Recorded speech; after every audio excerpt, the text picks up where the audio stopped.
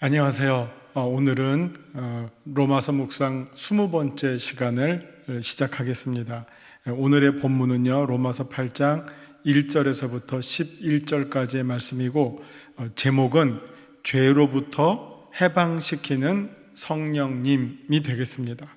자, 오늘 본문 로마서 8장 1절에서 11절까지 말씀을 먼저 읽고 시작합니다. 그러므로 이제 그리스도 예수 안에 있는 자에게는 결코 정죄함이 없나니, 이는 그리스도 예수 안에 있는 생명의 성령의 법이 죄와 사망의 법에서 너를 해방하였음이라. 율법이 육신으로 말미암아 연약하여 할 수 없는 그것을 하나님은 하시나니, 곧 죄로 말미암아 자기 아들을 죄 있는 육신의 모양으로 보내어 육신의 죄를 정하사 육신을 따르지 않고 그 영을 따라 행하는 우리에게 율법의 요구가 이루어지게 하려 하심이니라. 육신을 따르는 자는 육신의 일을, 영을 따르는 자는 영의 일을 생각하나니, 육신의 생각은 사망이요 영의 생각은 생명과 평안이니라. 육신의 생각은 하나님과 원수가 되나니, 이는 하나님의 법에 굴복하지 아니할 뿐 아니라 할 수도 없음이라. 육신에 있는 자들은 하나님을 기쁘시게 할 수 없느니라. 만일 너희 속에 하나님의 영이 거하시면 너희가 육신에 있지 아니하고 영에 있나니, 누구든지 그리스도의 영이 없으면 그리스도의 사람이 아니라. 또 그리스도께서 너희 안에 계시면 몸은 죄로 말미암아 죽은 것이나 영은 의로 말미암아 살아있는 것이니라. 예수를 죽은 자 가운데서 살리신 이의 영이 너희 안에 거하시면 그리스도 예수를 죽은 자 가운데서 살리신 이가 너희 안에 거하시는 그의 영으로 말미암아 너희 죽을 몸도 살리시리라. 아멘. 우리 먼저 말씀 요점 부분을 보고 우리 본문으로 들어가겠습니다. 말씀 요점 부분의 내용은요, 로마서 8장은 로마서 안에서도 주옥 같은 말씀들이 연이어 등장하는 아름답고 감동적인 장입니다. 첫 단락은 성령님을 통해 우리 외인되었던 자들이 그리스도 안으로 들어가게 되고, 그 결과로 정죄함으로부터 자유케 된다는 말씀을 시작으로 계속해서 성령을 통한 우리의 삶이 생명과 평안으로 이어짐을 가르쳐 주고 있습니다. 제가 이 로마서 8장에 아름답다라고 하는 거는 미학적으로 문학적으로 아름다운 게 아니라, 이 안에서 소개하고 있는 그 내용들이 참으로 소중하고 귀하고 아름다운 아주 진리의 결정체, 또 구원의 어떤 가장 최고의 모습을 보여주는 그런 내용이라고 생각이 되어서 저는 로마서 8장이 참 신학적으로 아름답고 대단한 장이라고 저는 그렇게 여기고 있습니다. 자, 우리 한번 오늘 본문을 보시면서 제가 좀 더 자세하게 설명해 드리겠습니다. 로마서 8장 1절의 말씀입니다. 그러므로 이제 그리스도 예수 안에 있는 자에게는 결코 정죄함이 없나니, 여기서 정죄라고 하는 말과 그리스도 안에 있는 자, 이 두 단어가 핵심 단어가 되겠죠. 이 세상에 있는 사람을 두 종류로 나눌 수 있습니다. 그리스도 예수 안에 있는 사람과 그리스도 예수 밖에 있는 사람. 이 안과 밖이라고 하는 것은 다시 말하면 예수님과 상관 있는 사람과 예수님과 상관없는 사람, 외인과 내인, 이렇게 구분할 수 있겠죠. 그리스도 예수 아니라고 하는 표현은 어떻게 보면 그리스도와 하나가 된 상태를 가장 적극적이고 강하게 표현한 겁니다. 만약 나와 너가 하나가 된 가장 완벽한 상태를 우리는 뭐라고 말하냐면, 내가 너와 붙어 있다라고도 말하지만, 더 깊이 말한다면 내가 너 안에, 너가 내 안에, 이게 완전하게 하나가 된 상태입니다. 그래서 우리와 그리스도와 하나가 된 모습을 성경은 언제나 그리스도 안에라고 표현합니다. 특별히 바울이 아주 즐겨 사용했던 표현입니다. 그리스도 안에 있는 자에게는, 이 말은 다시 말하면 그리스도와 하나가 된 자, 그리스도가 하나가 됨으로, 이 뒤에 있는 내용처럼 예수 그리스도는 하나님의 아들이시잖아요. 그 아들과 우리가 하나가 되면 우리도 하나님의 아들이 되는데, 우리가 하나님의 아들인 것은 하나님의 양자 받아주심, 양자 되심 때문에 우리가 하나가 된 거죠. 우리는 예수님처럼 하나님이 직접 낳으신 분은 아니고 하나님이 우리를 만들어 주시지 않았습니까? 그런데 하나님이 낳으신 그 독생자 예수 그리스도와 우리가 연합하게 될 때 우리는 하나님의 공동 상속권을 얻게 되고, 성경이 말하는 이 공동 상속권은 천국을 누리는 것이죠. 천국 백성이 되는 자격을 얻게 되는 것, 구원받는 권한이, 특권이 상속권이라고 말할 수 있겠습니다. 자, 그렇기 때문에 누구든지 그리스도와 합하여 하나가 되고 또 그리스도 안에 있는 자에게는 예수님의 구원의 보혈의 은총 때문에 더 이상 우리에게는 정죄함이 없다 하는 것입니다. 이게 바로 칭의죠. 하나님이 우리를 부르실 때 정죄하면 뭡니까? 너 유죄다 하는 거죠. 너 죄가 있다, 너 죄인이다. 이게 이제 정죄함인데, 정죄함의 반대는 칭의죠. 너 의롭다, 너 죄가 있다가 아니라 너에게는 의가 있다, 의롭다. 누구 때문에요? 예수 그리스도 때문에. 그걸 지금 8장 1절에서는 그리스도 예수 안에 있는 자에게는 그리스도의 공로에 힘입어 그리스도와 연합한 자가 누리게 되는 그 그리스도의 의에 힘입어 정죄함이 없다라고 말하고 있습니다. 2절에 보시면 이는 그리스도 예수 안에 있는 생명의 성령의 법이 죄와 사망의 법에서 너를 해방하였습니다. 예수님 안에는 사망의 법이 작동하는 것이 아니라, 첫 아담에게는 사망의 법이 작동하지만 둘째 아담이신 예수 그리스도에게는 생명의 법, 의와 생명의 법이 작동하고 있죠. 그래서 우리가 의롭게 되고 죽을 우리가 영원히 살게 되는 것이죠. 바로 그것을 예수님께서 우리를 죄와 사망의 법에서 너를 해방하였습니다. 우리가 첫째 아담과 연합해 있어서 첫째 아담에 머물러 있다면 죄와 사망의 법이 우리를 지배하겠지만, 둘째 아담이신 예수 그리스도 안에 우리가 있음으로 말미암아 의와 생명의 법이 우리를 죄와 사망으로부터 해방해 주시고 구원해 주신다 하는 말씀입니다. 자, 3절을 보시면 율법이 육신으로 말미암아 연약하여 할 수 없는 그것을 하나님은 하시나니 곧 죄로 말미암아 자기 아들을 죄 있는 육신의 모양으로 보내어 육신의 죄를 정하사. 이 말이 어렵습니다. 그러나 이제 이 말씀을 쉽게 설명하면, 사실 육신으로 말미암아 연약하여 할 수 없는 그것, 우리는 이 땅에 살고 있는 존재로서 어떻게 보면 다 죄인이고 죄인된 우리로서 율법이 지시하고 명령하는 것을 그대로 할 수가 없죠. 그 내용이죠. 육신으로 말미암아 연약하여 할 수 없는 그것을 하나님은 하시는데, 그걸 어떻게 하셨느냐? 예수님에게 율법의 어떻게 보면 궁극적인 목적인 죄를 지은 것에 대한 죄값을 예수님에게 홀로 맡기셔서 그 육신이 요구하는 것을 예수님께서 다 성취하심으로 말미암아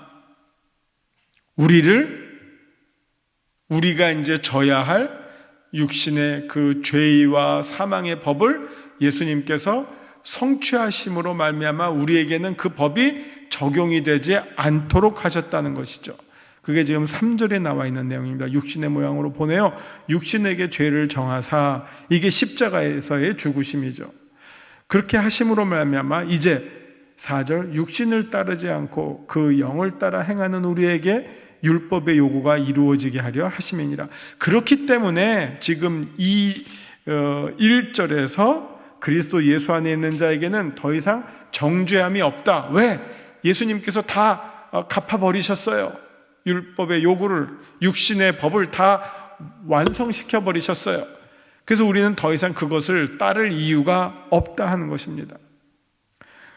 오히려 이제 우리가 해야 할 것은 그 예수님을 죽음으로부터 살리신 영에 따라 율법의 요구가 이루어지게 하는 것이다 하는 이제 새로운 국면에 처하게 됨을 말하고 있습니다. 5절, 육신을 따르는 자는 육신의 일을, 영을 따르는 자는 영의 일을 생각하나니. 이 바울은 이 전체 신학에서 인간의 삶의 방식을 두 가지로 딱 아주 명쾌하게 구분합니다. 육에 따라 사는 사람, 영에 따라 사는 사람. 육에 따라 사는 사람은 죄와 육신과 죄와 욕심과 사망으로 치닫는 것이고, 영에 따라 사는 사람은 의와 거룩과 생명으로 치닫는, 그 생명을 추구하는 삶이다. 거룩함을 추구하고 의로움을 추구하고 온전함을 추구하고 생명을 이루는 삶, 그게 영을 따르는 자. 이 사람들은 영의 일을 생각하나니 육신의 생각은 사망이요 영의 생각은 생명과 평안이니라. 육신의 생각은 사탄이 주는 것이요, 영의 생각은 성령께서 주시는 생각이기 때문에 거기에는 거룩과 의와 생명과 평안, 하나님이 주시는 샬롬이 넘쳐난다고, 충만하다는 것입니다. 7절, 육신의 생각은 하나님과 원수가 되나니 이는 하나님의 법에 굴복하지 아니할 뿐 아니라 할 수도 없음이라. 이게 사탄이 에덴 동산에서 아담과 하와를 미혹했던 그것이죠. 한번 먹어봐라, 먹어도 안 죽어. 하나님의 그 말씀을 아주 마음대로 짓밟고 무시하고 배반하도록 하는 것, 먹음직도 하고 보암직도 하고 인간의 욕심을 막 충동적으로 자극을 했죠. 그러다 보니까 하나님의 말씀을 저버리고 하나님의 법을 어기게 됐다는 거죠. 그러다 보니까 8절, 육신에 있는 자들은 하나님을 기쁘시게 할 수 없느니라. 하나님을 기쁘시게 할 수 있는 일은 무엇입니까? 영에 따라 사는 사람, 성령의 법을, 영의 법을 이루려고 애쓰는 사람, 거룩과 의와 화평과 생명을 추구하는 삶, 사랑과 이런 삶을 사는 사람이 하나님을 기쁘시게 할 수 있는 반면, 자기의 욕심, 남의 것을 빼앗고 거룩과는 전혀 상관이 없는 세상 탐욕에 찌들어 사는 사람에게는 하나님을 결코 기쁘시게 하는 게 아니라 하나님께 근심을 주는 삶을 살게 될 것입니다. 9절, 만일 너희 속에 하나님의 영이 거하시면 너희가 육신에 있지 아니하고 영에 있나니 누구든지 그리스도의 영이 없으면 그리스도의 사람이 아니라. 자, 이 말도요, 이게 지금 이 부분에서 조금 더 제가 설명을 해드려야 되는데, 바울이 말하고 있는 육신과 육 그리고 영, 이것을 좀 잘 구분해야 됩니다. 지금 우리가 이 땅에 살고 있는 게 육신에 살고 있는 것은 맞죠. 그렇다고 이 땅에 있는 사람에게 영이 거하지 않는 것은 아니죠. 우리는 그래서 여기서 바울이 말하고 있는 이 육이라고 하는 말에 대해서 좀 정확한 이해를 해야 됩니다. 우리가 단순하게 이 땅에 살고 있는 것을 육신을 입고 산다 라고만 말하지 않아요. 우리는 이 땅에 살면서도 영에 따라 살고 영을 모시고 살고 영으로 살 수도 있어요. 이 땅에 살면서도요. 그러면 바울이 말하는 육신과 영이 무엇입니까? 영은 성령에 따라 사는 삶, 성령을 내 마음에 모시고 사는 삶, 성령의 어떤 지도하에 사는 삶, 성령의 다스림 속에서 사는 삶, 영에 따라 사는 삶. 비록 우리가 이 땅에서 육신을 입고 살아간다 하더라도 내 삶의 궁극적인 최고의 원리가 성령의 가르쳐 주심이라고 한다면 우리는 영으로 사는 사람이라는 말이고요. 반대로 육으로 살고 육신 안에 산다라고 하는 말은 우리가 이 땅에 살아가는 동안 성령의 지배를 받지 않고 세상적 욕심과 자만과 탐욕과 그런 것에 따라서 이기심과 이것에 따라 산다면 비록 우리가 이 땅에 살아가고 있을 때 육신을 입고 살아도 그 사람은 정말 육신에 따라 사는 사람, 세상을 좇아 사는 사람, 이렇게 나뉘어지는 것이죠. 단순히 이 땅에 살고 있는 우리의 이 생존 방식을 육에 따라 산다라고 말하지 않고요. 타락한 모습으로 살아가는 사람, 죄와 버타여 살아가고 있는 사람을 육에 따라 사는 사람, 육신에 거하는 사람, 육신의 생각, 이렇게 말하고 있습니다.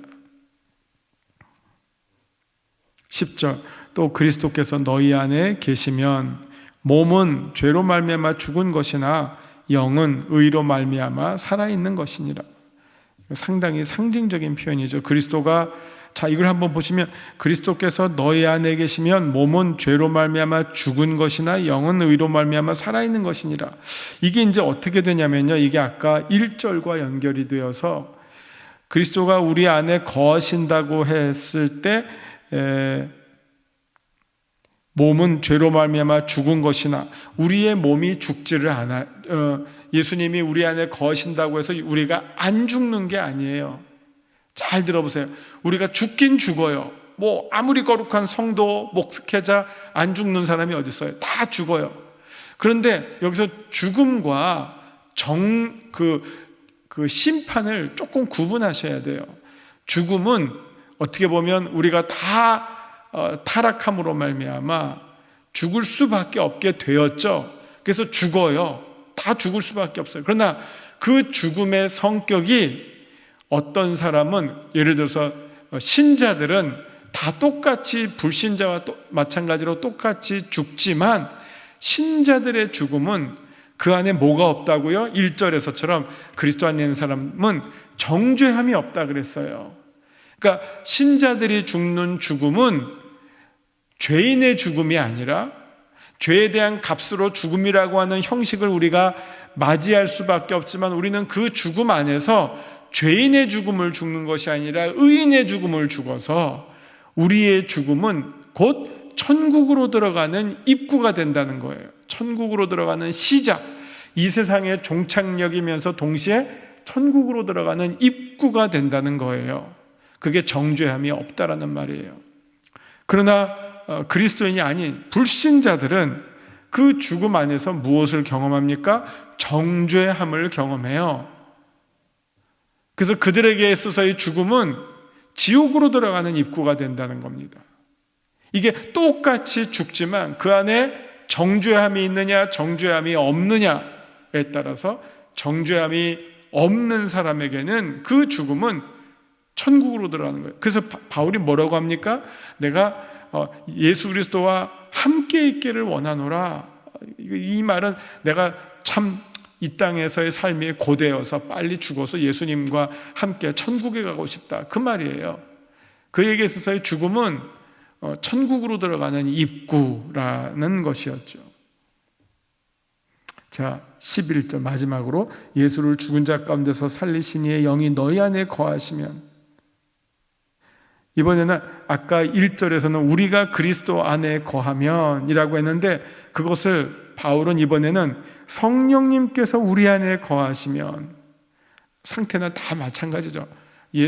우리가 예수님 안에 거하게 될 때 그것을 이제 성령으로 표현하면 성령님이 우리 안에 거하시는 상태, 똑같아요. 우리가 예수님과 하나가 되면 우리가 예수 안에 거하고, 우리가 성령님과 하나가 되면 성령님이 우리 안에 거하고, 우리는 성령님 안에 거하고, 그렇게 되면 그리스도 예수를 죽은 자 가운데서 살리신 이가 너희 안에 거하시는, 하나님 아버지가 너희 안에 거하시는 그의 영이신 성령으로 말미암아 너희 죽을 몸도 살리시리라. 이게 우리가 죽으나 죽지 아니하고 영생하게 되는 상황, 이것을 이렇게 말씀하고 있죠. 우리가 비록 죽지만 그 죽음이 끝이 아니라 그 죽음이 오히려 영생으로 살아나는 기회가 되는 사건. 어떻게 되면요, 그의 영이 우리 안에 거하시면, 우리가 그리스도 안에 있으면 정죄함이 없고, 그 그리스도를 죽음으로부터 살리신 이의 영이 우리 안에 거하시면 우리도 죽음에 가두어지는 것이 아니라 죽음으로부터 해방되고 몸의 구속, 몸의 속량을 우리가 얻게 된다. 몸의 속량이 무엇입니까? 몸의 구속이 그게 바로 부활이죠. 우리의 몸이 죽을 수밖에 없지만 그 죽음에서부터 다시 살아나는 거 부활이잖아요. 그러니까 몸의 구원, 몸의 속량은 곧 부활이라고 이해하시면 되겠습니다. 그 내용이 지금 여기에 소개가 되었습니다. 자, 이제 말씀 요점 보시면, 말씀 산책 보시면서 정리해 나가겠습니다. 로마서 8장에서는 성령이라고 하는 이 단어가 19번이나 언급이 됩니다.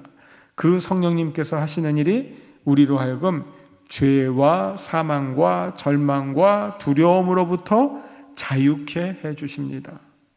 주의 영이 계신 곳에 무엇이 있죠? 자유가 있죠.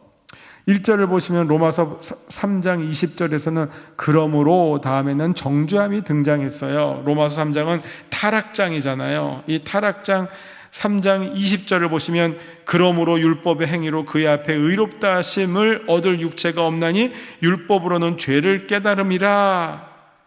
그러므로가 이제 죄를 깨닫는 것, 정죄함으로 나왔다면 이제 8장 1절에서는 그러므로 그리스도 예수 안에 있는 자에게는 정죄함이 없다, 정반대의 선언이 등장합니다. 그런데 우리가 정죄함을 벗어나는 길이 어디에 있느냐? 바로 그리스도 안에 있을 때라는 조건이 있습니다. 아담 안에서 우리가 모두 죄를 지었다면 그리스도 안에서 우리는 모두 정죄함으로부터 벗어나게 됩니다. 2절은 계속해서 언급될 죄와 사망의 법은 육신을 통해서 지배하지만 성령의 법은 육신의 법과 율법을 통해 주어질 죄와 사망을 이기게 해주는 성령의 법입니다 하는 사실을 가르쳐주고 있습니다.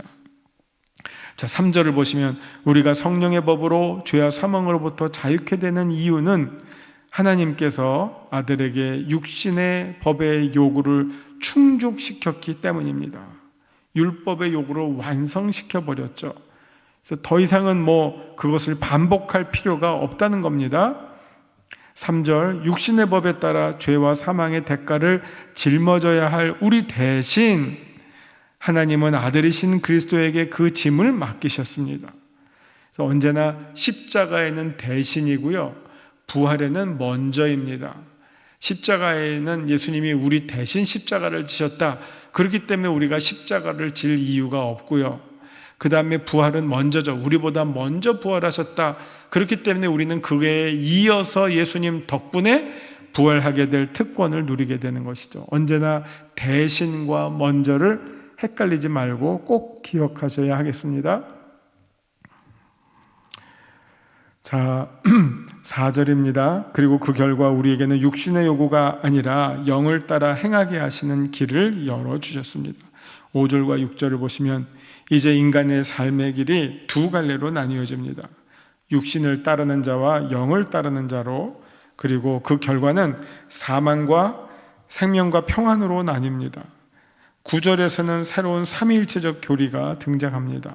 하나님의 영은 곧 그리스도의 영이시고요. 이렇게 나오죠. 또 10절, 11절을 보시면 이제 육신의 요구대로 죄값을 지불하심으로 사망에 갇혔던 예수 그리스도를 다시 살리신 하나님의 영이 우리 안에 거하셔서 우리로 하여금 그리스도 안에 거하게 하시면 그 결과로 우리는 죽어도 죽지 않고 영원히 살게 될 것입니다.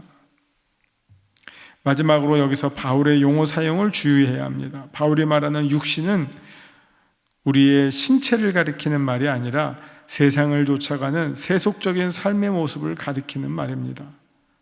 특별히 단순히 생각해서 육신은 악하고 영은 좋다는 이원론적 입장을 주장하는 것과는 다른 내용의 설명이 되겠습니다. 자, 이제 말씀 적용입니다. 하나님은 어떤 분이십니까? 3절을 보시면 하나님은 죄 없는 자기 아들을 죄인의 모습으로 십자가에서 대속의 죽음을 죽게 하심으로 우리를 구원해 주신 분이십니다. 내게 주시는 교훈은 무엇입니까? 육신에 있는 자들, 8절을 보시면 육신에 있는 자들은 하나님을 기쁘시게 할 수 없다는 말씀은 우리가 이 세상에 사는 동안 결코 하나님을 기쁘시게 할 수 없다는 말이 아니라, 왜냐하면 우리가 로마서 12장을 보면 우리가 이 땅에 사는 동안 하나님이 기뻐하시는 거룩하고 산 제물로 우리를 드려야 하기 때문에 어떻게 보면 이 땅에서의 삶 자체를 부정하는 것이 아니라는 것을 꼭 기억하셔야 됩니다. 이 세상 자체가 아니라 이 세상의 정욕과 욕심으로 가득 찬 삶을 사는 것, 그것이야말로 하나님을 기쁘시게 하는 삶과 정반대적인 삶, 그렇다는 사실을 가르쳐 주시고 있는 그런 말씀이 되겠습니다. 자, 이제 기도하시면서 20번째 묵상 마치도록 하겠습니다. 기도하시겠습니다. 하나님, 우리가 이 세상에 사는 동안 언제나 그리스도만을 우리의 안식처로 삼게 하셔서 그리스도 안에 우리가 머물게 하여 주옵소서. 그래서 우리가 사나 죽으나 모두 주님의 것임을 알고 실천하는 삶을 살게 하여 주시옵소서. 예수님 이름으로 기도합니다. 아멘.